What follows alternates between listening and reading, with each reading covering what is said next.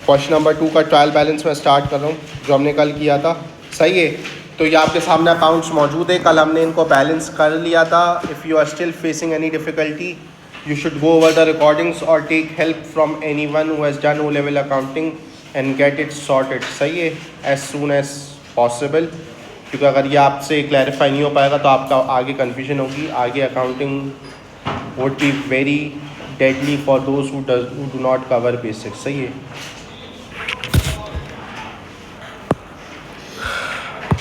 Capital. अब देखें, सबसे पहले ये रहा आपके पास ट्रायल बैलेंस का लेआउट, ये बना हुआ है। सही है, तो अगर आप रजिस्टर में भी बनाएंगे तो बेसिकली 3 कॉलम बनाने, 2 वैल्यूज़ के, और ये यहाँ पे कुछ लिखेंगे हम। ये डेबिट कॉलम है और ये क्रेडिट कॉलम है। जी 5 नाम क्या लेंगे, ये डेबिट का टोटल है और ये डेबिट का कॉलम है, क्रेडिट का कॉलम है। सही है, पहला कॉलम किसका है, डेबिट का, दूसरा किसका है, क्रेडिट का। अब क्या करेंगे बेटा, सबसे पहले आप ये जो अकाउंट्स के टाइटल है ना वो कॉपी पेस्ट करें। Capital bank loan from Sherlock, capital bank loan from Sherlock, ये मैं कॉपी कर लेता हूँ। कैपिटल, यहाँ पे टाइटल कॉपी हो रहे, bank loan from Sherlock. Once you have copied the title of the T account, अब आप इसका बैलेंस बीडी जो आपने निकाला है ना वो कॉपी पेस्ट करेंगे। बैलेंस बीडी देखेंगे, क्या देखेंगे, बैलेंस बीडी। अगर बैलेंस बीडी डेबिट पर आ रहा है कैपिटल का तो आप डेबिट पर वैल्यू लिख दो, अगर क्रेडिट पर आ रहा है आप क्रेडिट पर वैल्यू लिख दो। सही है, जहाँ पे बैलेंस बीडी आ रहा है उस साइड पर ही वैल्यू लिखेंगे। बैलेंस बीडी डेबिट पर आ रहा है तो डेबिट पर, जैसे कैपिटल में देखें कैपिटल का बैलेंस बीडी किधर आ रहा है, क्रेडिट पर, तो आप 20,000 क्रेडिट में लिख देंगे ट्रायल बैलेंस में। सही है, बैंक का बैलेंस बीडी कितना आ रहा है, 22,000 किधर आ रहा है, तो आप डेबिट पर वैल्यू लिख देंगे ये। सही है, तो हम दोनों लिख लेते हैं। कैपिटल कितना है 20,000 और बैंक है, बैंक कितना था 22,800 is the value of bank debit पर, और लोन किधर आएगा 5,000 क्रेडिट पर, 22,800 और 5,000। तो बस यही काम आपने करना है। इब्राहिम समझ आया बेटा, आसान है। सही है, आसान, क्लियर है बेटा। और जिस अकाउंट में बैलेंस बीडी ना आ रहा हो तो उसमें उसका आपको नाम भी लिखने की ज़रूरत नहीं, ना वैल्यू लिखने की ज़रूरत है। सही है, तो ये हो गया तीनों। अब कैश, ड्रॉइंग्स, परचेजेस, ये तीनों के नाम मैं कॉपी पेस्ट कर लेता हूँ।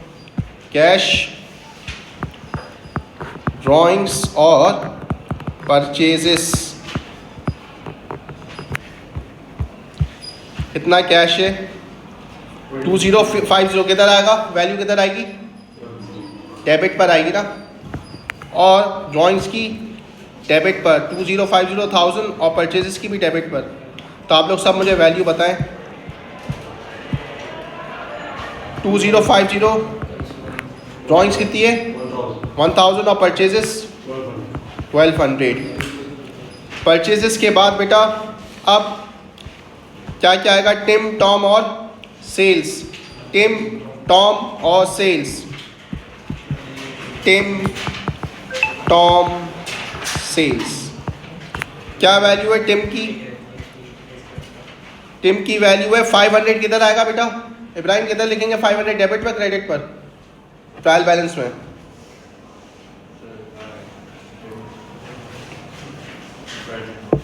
क्रेडिट पर 500 आ जाएगा, और 290 ये भी क्रेडिट पर आएगा टॉम का, 500 290 और ये 2500 भी क्रेडिट पर आएगा। तो आप वैल्यूज बता दीजिए, 500 290 और सेल्स कितनी लिखेंगे,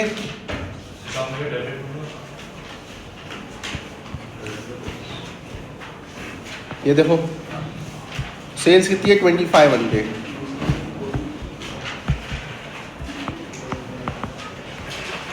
अब मशीनरी किधर आएगी उन्हें, डेबिट पर आएगी क्रेडिट पर आएगी,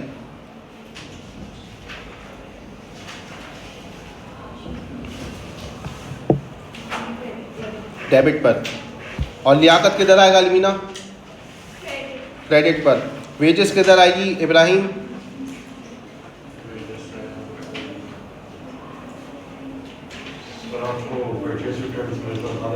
वेजेस किधर आएगी भाई? हाँ बेटा ये आप तुक्के क्यों मार रहे हो? इतनी सिंपल सी बात मैंने बोली, आप बैलेंस बीडी देखें किधर आ रहा है इसका, तो आप डेबिट पे लिखेंगे ना वैल्यू। आसान, सेल्स रिटर्न की वैल्यू किधर आएगी? कितनी आएगी?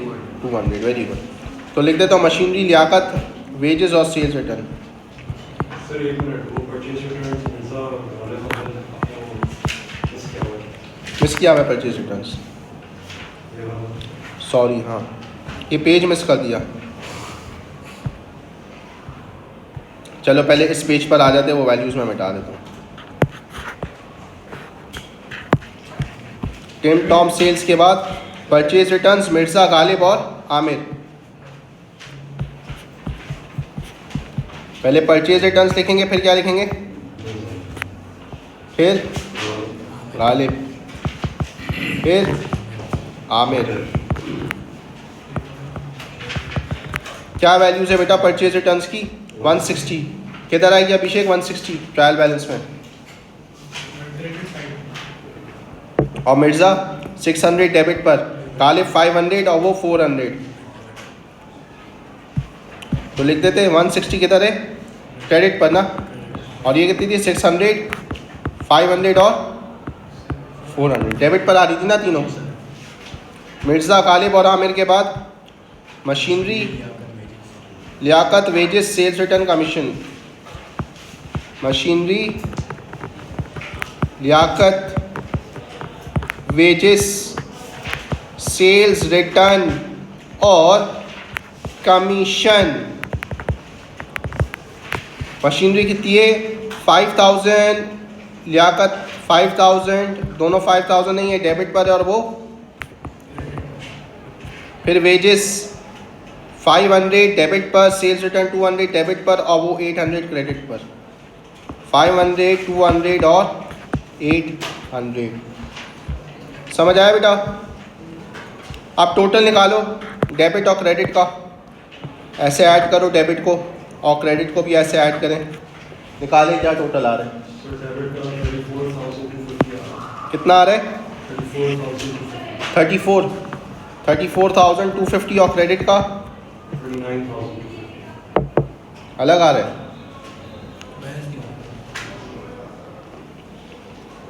वापस निकाले कोई।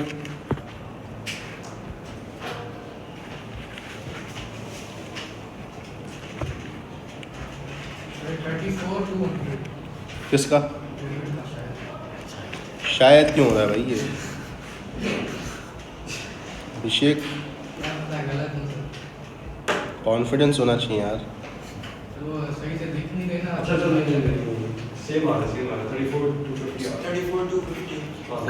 अभिषेक नेगेटिव मार्क्स फॉर यू।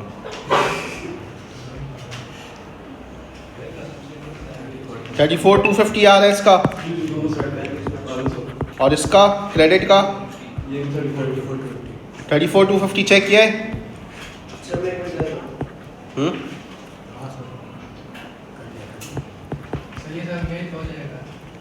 अभिषेक ने बोला है मैच होना है तो हो गया भाई। नहीं, दूसरे वाले की 33,650 आ रही है। आप ये कमीशन ऐड करना भूल गए, ऐसा ही है। ओ बेटा 200 लिखा कर लो, आपकी मर्जी है।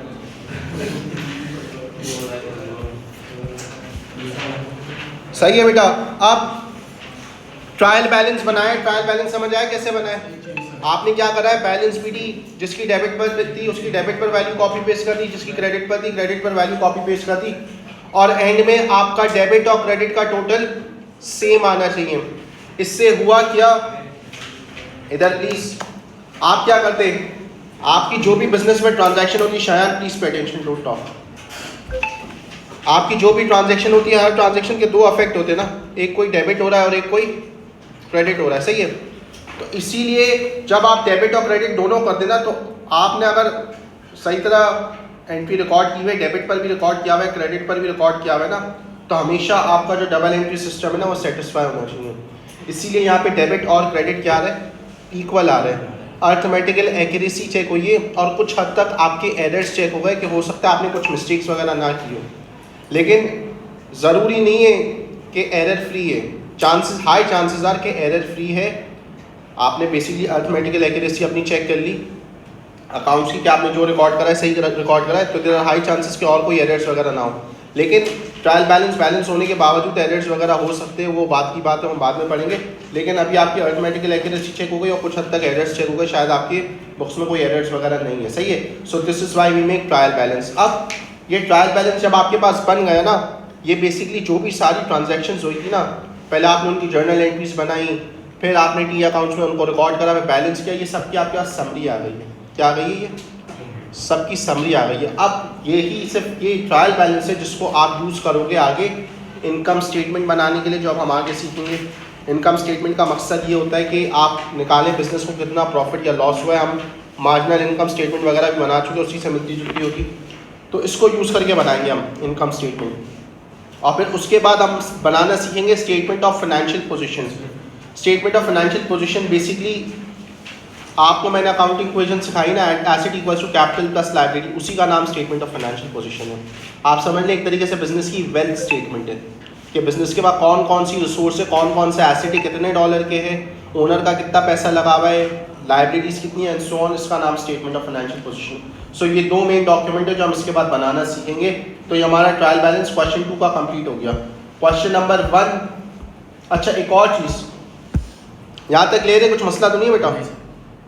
अब अगर आप नोट करो थोड़ा सा, यहाँ पे टिम और टॉम लिखा हुआ है ना। एक और बात जो मैंने कल बताई थी, मैं पहले वापस रिपीट कर दूँ। मैंने आपको क्या बताया था, बैलेंस बीडी किधर आता है, एसेट का किधर आता है, बैलेंस बीडी कल बताया था। जो भी इंक्रीज वाली साइड है वहां पर आता है ना, एसेट बढ़ता है तो क्या होता है, डेबिट। तो एसेट का बैलेंस बीडी भी किधर आएगा, डेबिट पर। लायबिलिटी और कैपिटल बढ़ते तो क्या होते, तो उनका बैलेंस बीडी भी किधर आएगा। तो यहाँ पे भी अगर आप गौर करोगे ना, आपका एसेट ट्रायल बैलेंस में किधर आएगा, हमेशा डेबिट पर। लायबिलिटी और कैपिटल किधर आएगा, परचेजेस किधर आएगी, डेबिट पर। सेल्स किधर आएगी, क्रेडिट पर। परचेज रिटर्न्स किधर आएगा, क्रेडिट पर। सेल्स रिटर्न किधर आएगा, डेबिट पर। ड्रॉइंग्स किधर आएगी, डेबिट पर। एक्सपेंस किधर आएगा, डेबिट पर। इनकम किधर आएगी, क्रेडिट पर। समझ आई बात? देख लेते हैं। कैपिटल क्रेडिट पर आ रहा है, बैंक एसेट है, डेबिट पर आ रहा है, लोन फ्रॉम शर्लॉक।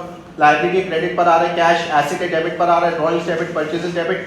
टिम और टॉम, कल मैंने आपको बताया था, अगर बंदा है कोई भी, वो आपका एसेट भी हो सकता है, लायबिलिटी भी हो सकता है। अगर पैसे देने हैं तो लायबिलिटी, लेने हैं तो एसेट है। तो टिम और टॉम को आपने पैसे देने हैं तो ये लायबिलिटी है। सेल्स क्रेडिट पर आएगी, purchase return credit. Mirza Ghalib Aamir, इनसे पैसे लेने हैं, डेबिट पर आ रहा है। मशीनरी एसेट है, डेबिट पर।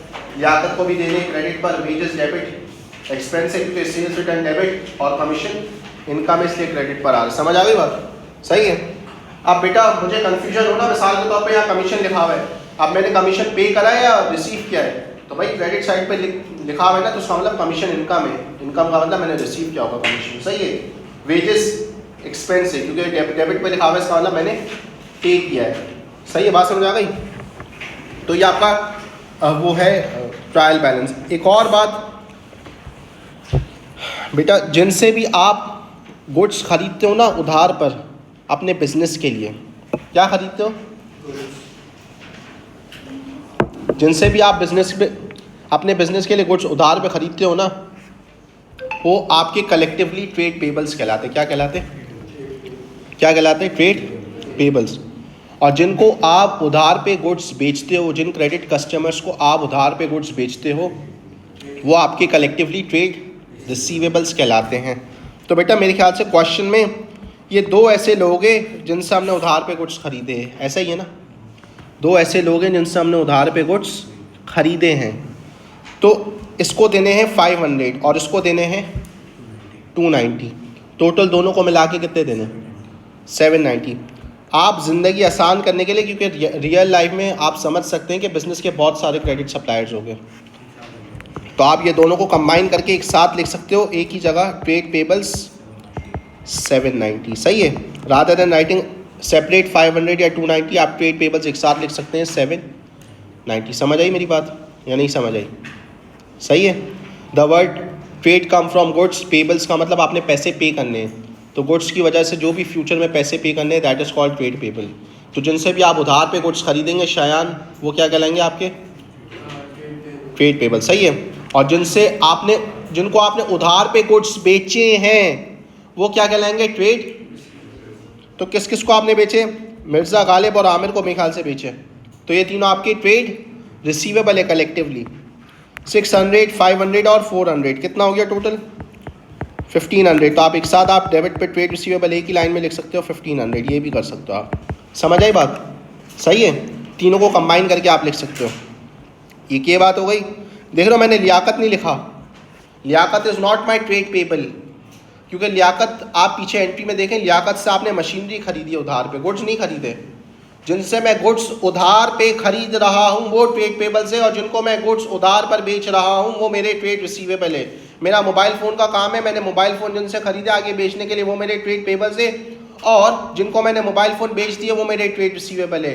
अब मैं मशीनरी किसी से उधार पे खरीदा हूँ तो वो मेरा ट्रेड पेबल नहीं है, वो मेरी लायबिलिटी है नॉर्मल। समझ आ रही है बात? तो there is a difference between trade payable and other liabilities और समथिंग। समझ आ गई बात बेटा? क्लियर है? Is everybody good? ज़्यादा कंफ्यूजिंग तो नहीं हो रहा? समझ आ रहा है बेटा? क्योंकि कमीशन इनकम है, आपको मिला है कमीशन। सही है। देख लो एंट्री कहीं लिखी हुई होगी, रिसीव्ड कमीशन। क्या लिखा है? Received commission via cash. तो आपको कमीशन मिला है, तो मिला है तो इनकम है। सही है। बिजनेसेस को कमीशन मिलते हैं, मतलब कोई वो कंपनी का प्रोडक्ट रखते हैं, टारगेट्स वगैरह मीट करते हैं ना, तो उनको कमीशन वगैरह मिलता है। सही है। तो that commission is an income. क्या आप इतना टारगेट मीट करेंगे तो इतना मिलेगा, इतना टारगेट मीट करेंगे। सही आता है पेपर? जी सब आता है। आपने बोला था वो नहीं आता कि अकाउंट और तो फिर पूछा क्यों जब आपने बोला तो नहीं आता? मैं इसका पूछ सकता है तो ईटी अकाउंट में है ना, तो नहीं आता। समझ आ गया बेटा? ये यहाँ तक क्लियर है? फिर एक और छोटी सी बात करनी है, आसान बात है बेटा। आपके जो टी अकाउंट्स हैं ना, उनको आप 3 कैटेगरीज में ब्रेक कर सकते हैं। टी अकाउंट्स को आप लेजर्स भी बोल सकते हैं, और लेजर्स के आपके 3 कैटेगरी है, सेल्स लेजर, परचेज लेजर और कौन सा है? Journal ledger. Sales ledger, purchase ledger और जर्नल लेजर। अभिषेक सब खैरियत है? सेल्स लेजर में क्या आएगा बेटा? जितने भी आपके क्रेडिट कस्टमर्स हैं ना, अब देखो आपने अभी जितने भी टी अकाउंट्स बनाए ना, वो टी अकाउंट्स ही आपको बनाने हैं, कोई रॉकेट साइंस नहीं है। लेकिन कुछ टी अकाउंट्स सेल्स लेजर को बिलोंग करते हैं, कुछ टी अकाउंट्स परचेज लेजर को बिलोंग करते हैं, कुछ टी अकाउंट्स जर्नल लेजर को बिलोंग करते हैं। अब कौन से अकाउंट सेल्स लेजर का पार्ट है, कौन से टी अकाउंट परचेज लेजर का पार्ट है, ये समझते हैं। तो बेटा सेल्स लेजर में उन इंडिविजुअल लोगों के अकाउंट्स आएंगे जिनको आपने उधार पर गुड्स बेचे हैं। किसके अकाउंट आएंगे? उन इंडिविजुअल कस्टमर्स के अकाउंट आएंगे जिनको उधार पे गुड्स बेचे हैं। और परचेज लेजर में उन इंडिविजुअल लोगों के अकाउंट्स आएंगे जिनसे आपने उधार पे गुड्स खरीदे हैं। सारे आपके ट्रेड रिसीवेबल्स या क्रेडिट कस्टमर्स के अकाउंट सेल्स लेजर का पार्ट होंगे। सारे ट्रेड पेबल्स या क्रेडिट सप्लायर्स जिनसे आपने उधार पे गुड्स खरीदे उनके अकाउंट परचेज लेजर का पार्ट होंगे। इसके अलावा जितने टी अकाउंट्स बच गए वो जर्नल लेजर का पार्ट होंगे। इसके अलावा जितने टी अकाउंट्स बच गए वो किसका पार्ट होंगे? जर्नल लेजर का। सही है बेटा? जैसे अगर आप यहाँ पे देखें, टिम और टॉम का जो अकाउंट है ना, वो परचेज लेजर का पार्ट होगा। सही है। और मिर्ज़ा, गालिब और आमिर, मिर्ज़ा, गालिब और आमिर, ये तीनों account t account sales ledger का पार्ट होंगे। इसके अलावा बाकी जितने भी टी अकाउंट्स हैं ना, वो जर्नल लेजर का पार्ट होंगे। चाहे वो कैश का अकाउंट है, बैंक का अकाउंट है, कैपिटल का अकाउंट है, ड्राइंग्स का अकाउंट है, सेल्स का अकाउंट है, सेल्स रिटर्न का अकाउंट है, परचेज का अकाउंट है, परचेज रिटर्न का अकाउंट है, कैपिटल का अकाउंट है, किसी भी चीज़ का अकाउंट है। समझ आ गई बात? वो बाकी सारे किसका पार्ट होंगे? जर्नल लेजर का, सही है। तो इसीलिए अगर आप परचेज लेजर के अकाउंट्स का टोटल ले लेते तो आपके पास ट्रेड पेबल्स आ जाते हैं, सेल्स लेजर के अकाउंट का टोटल ले ले तो ट्रेड रिसीवेबल आ जाते हैं। क्लियर है बात, समझ आ गई यहाँ तक? Any confusion? क्वेश्चन नंबर 1 की अब हम ट्रायल बैलेंस, पहले इसको बैलेंस करते हैं ताकि एक और दफ़ा आपकी बैलेंस की प्रैक्टिस हो जाए और इसका ट्रायल बैलेंस बना लेते, सही है? या आप लोग खुद ट्राई करेंगे? ये आप लोग ट्राई करें, क्वेश्चन नंबर 1 बैलेंस करें और उसका ट्रायल बैलेंस बनाएं।